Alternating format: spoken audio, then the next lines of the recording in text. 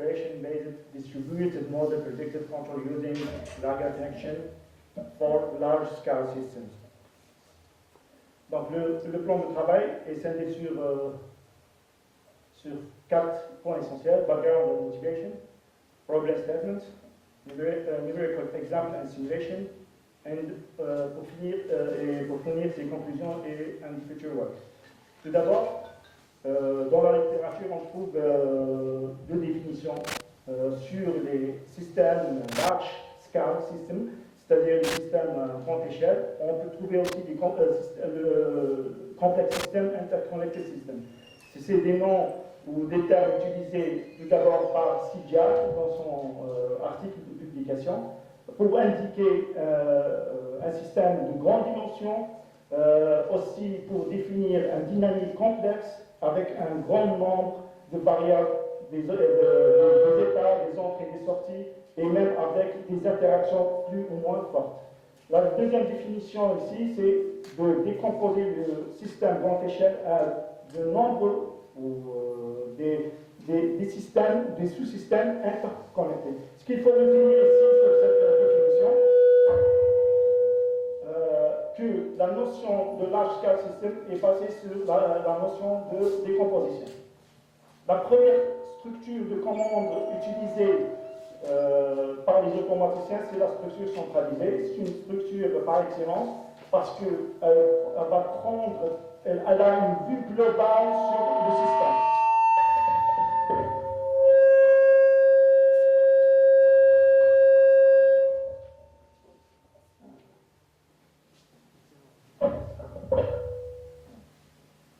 Donc, comme voyons ici, le système.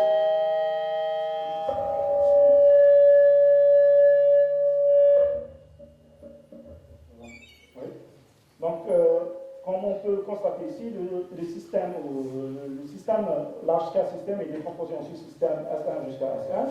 Vous avez ici en bloc le régulateur K, c'est un système, c'est le contrôleur centralisé. C'est vrai, cette structure de contrôle est une structure par excellence parce qu'elle prend en compte ou bien elle a une vue globale sur le système à contrôler. Mais elle manque cruellement de la flexibilité et aussi la charge de calcul qui se sera très conséquent.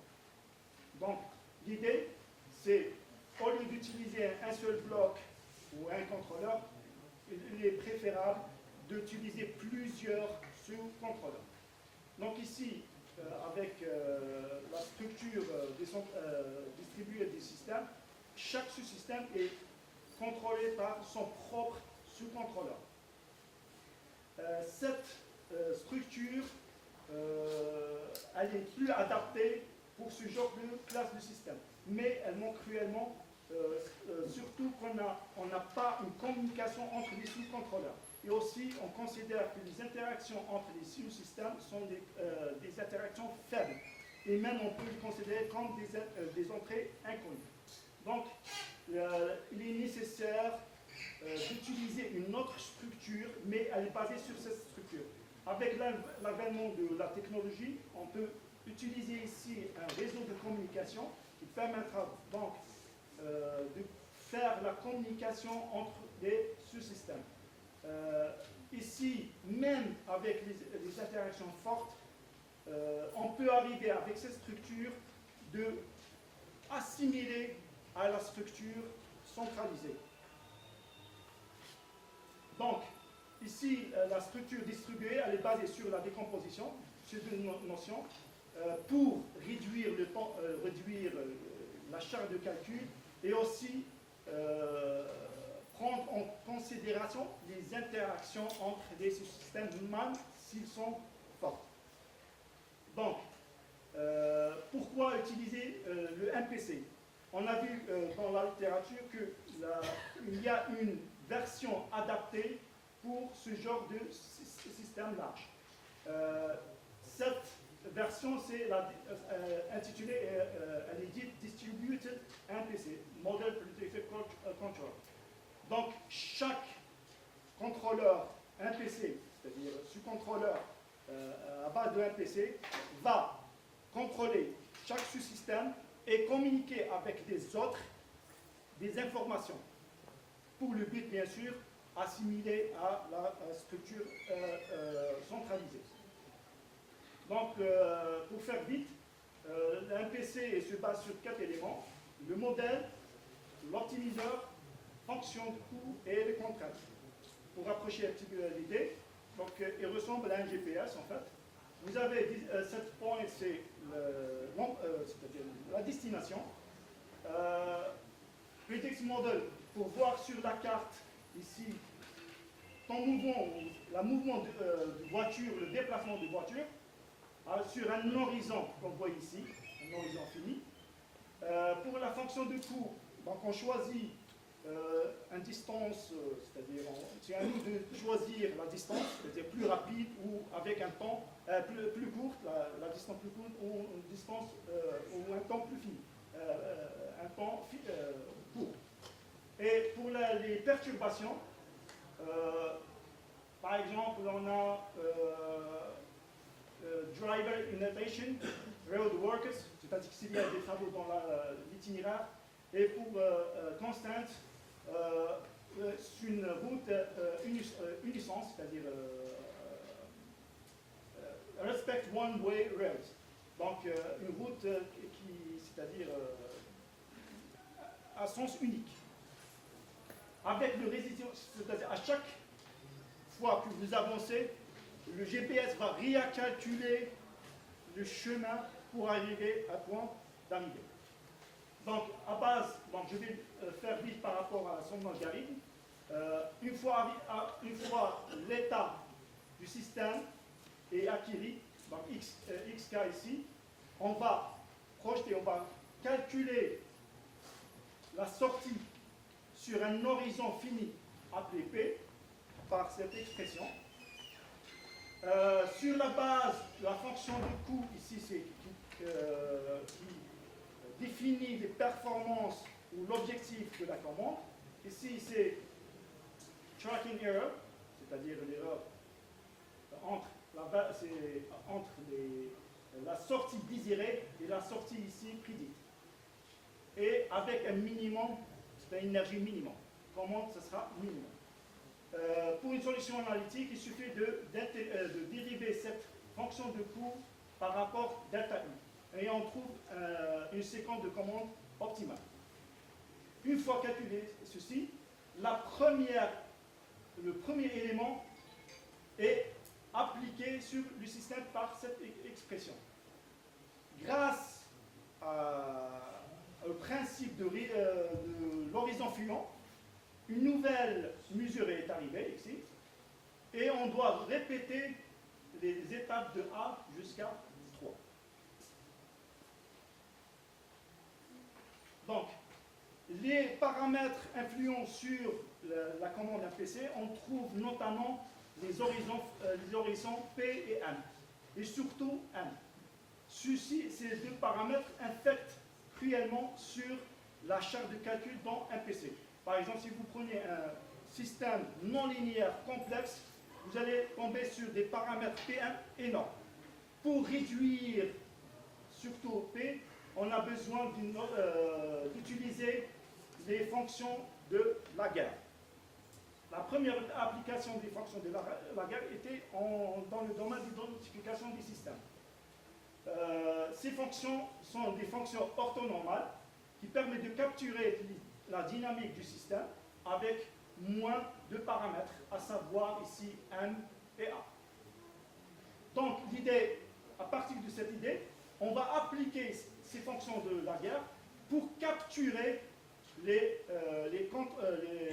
la séquence de commande optimale, ici delta U. Donc on va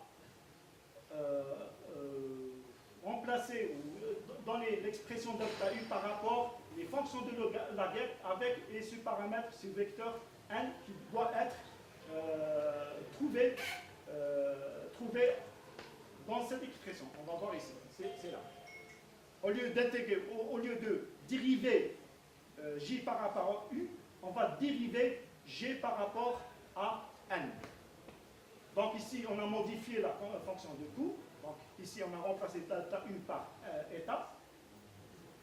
Et la même chose, pour appliquer le premier élément, on va utiliser cette expression.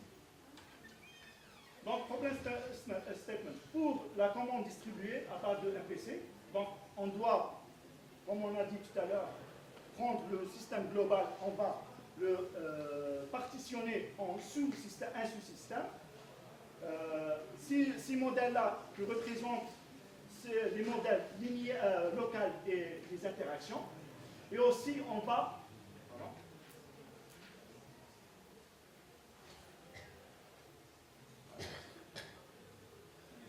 et aussi, pour une fonction de coût, on a arrivé à dire que la fonction globale, on peut le partitionner aussi en sous-fonction coût. Les hypothèses de travail ici, tout d'abord pour les systèmes, on a considéré que les états sont tous accessibles. Pour les modèles, ce sont des modèles linéaires. Concernant les sous-contrôleurs, on a considéré qu'il y a la même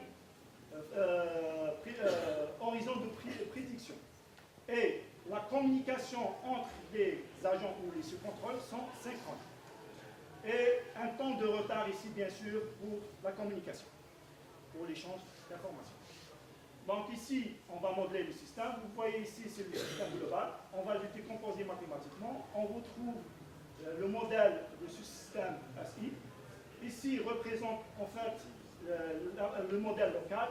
Par contre, ici, représente le modèle des interactions. Qu'est-ce que cela veut dire, l'interaction? On dit qu'un système SI est en interaction avec SJ si en moins de ces matrices est non nulle. Donc, reprenons ici le modèle. En bleu, c'est des informations locales et en vert, c'est les informations des interactions. La fonction de coût, dans les ici.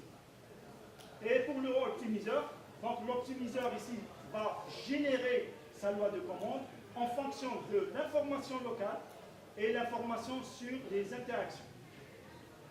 Pour rapprocher les deux ici, donc prenons par exemple ce système avec son sous-contrôleur. L'information locale ici, elle va combiner conjointement avec l'information échangée via le réseau de communication provenant des autres sous-contrôleurs afin de générer sa loi ou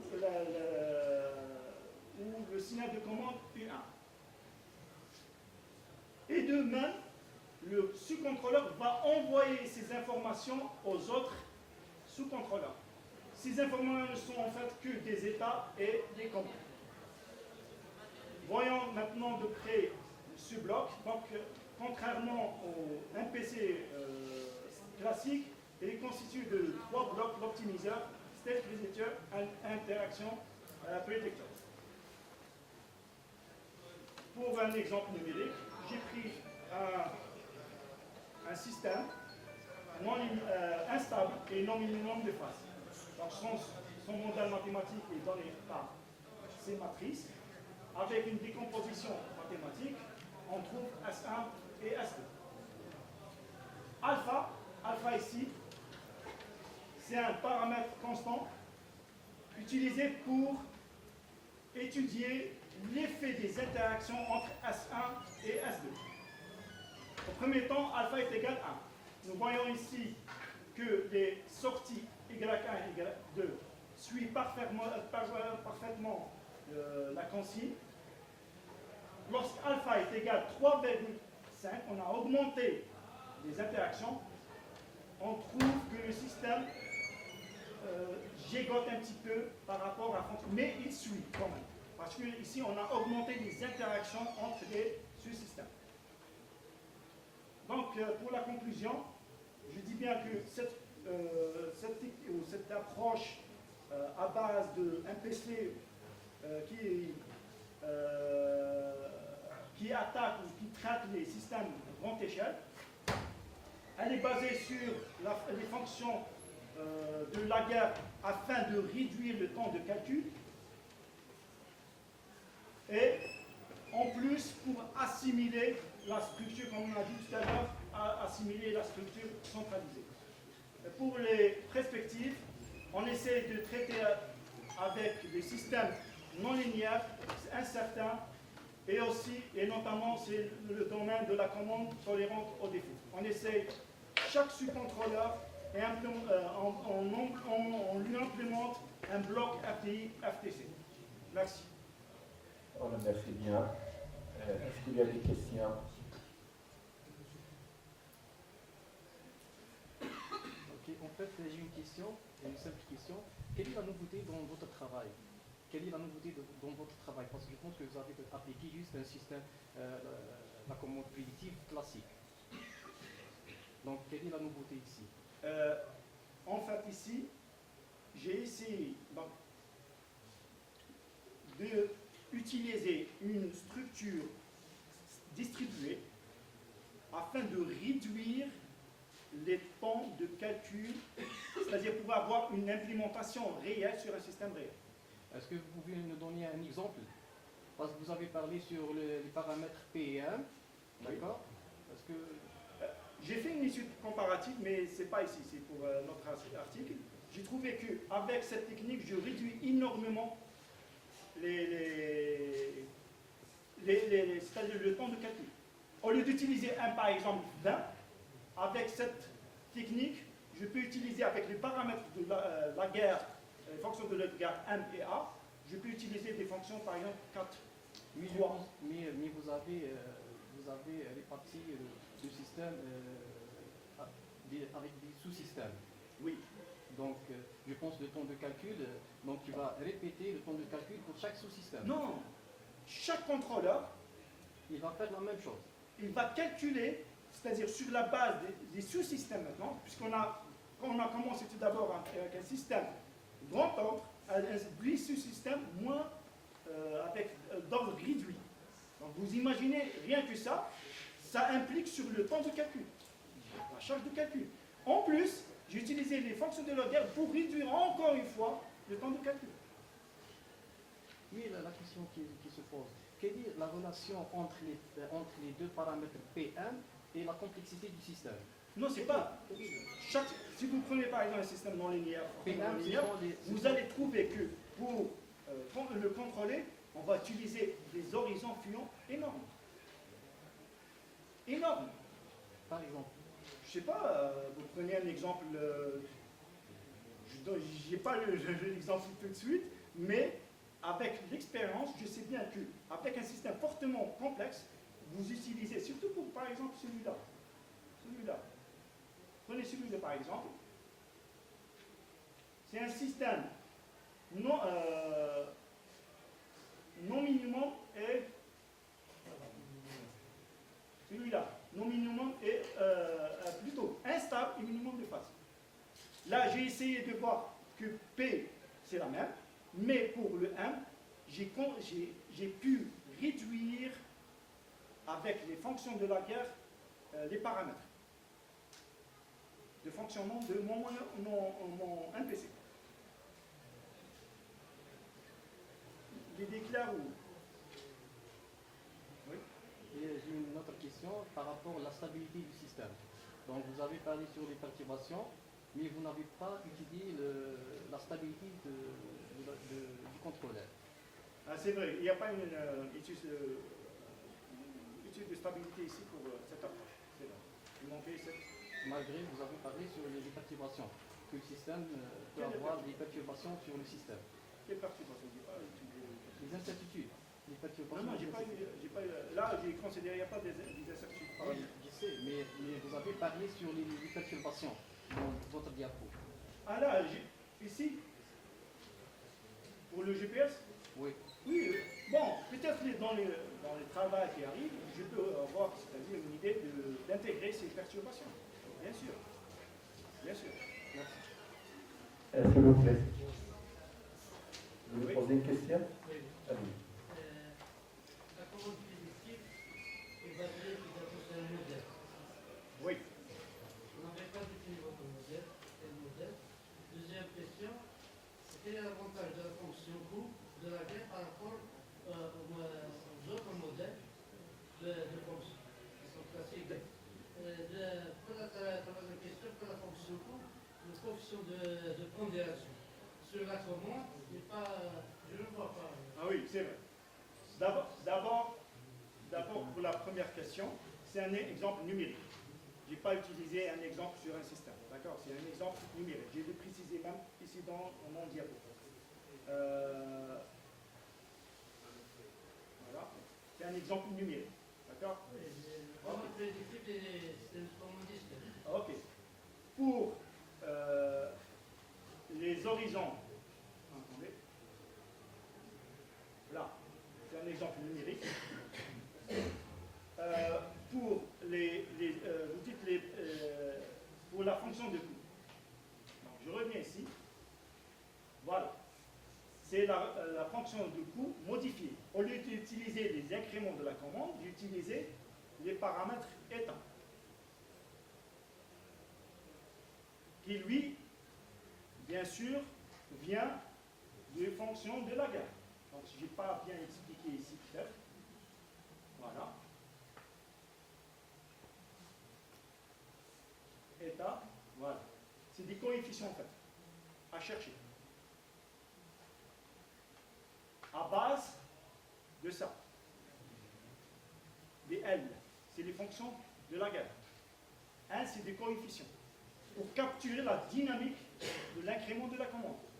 Donc, au lieu d'écrire ça dans la fonction de la guerre, j'ai utilisé ceci.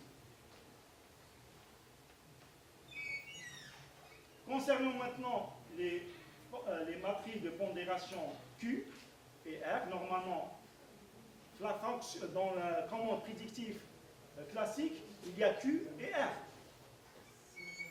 Deux matrices de pondération. Ici, je l'ai gardé, et R, vous le trouvez dans cette matrice. C'est une matrice diagonale. Est-ce que vous en avez une idée pour choisir directement le paramètre de pondération d'une manière optimale? Ah non, là il faut peut-être prendre, par exemple, j'ai vu un article, le PSO. Donc, essayer d'utiliser le PSO pour trouver les paramètres optimaux. Là, c'est avec l'opérateur ou l'automaticien qui va régler ça de telle sorte pour avoir des bons résultats. C'est ça la question. Bon, là, il y a un article intéressant, j'aimerais bien la travailler là-dessus, c'est comment trouver les paramètres de réglage avec la technique PSO. Voilà, merci.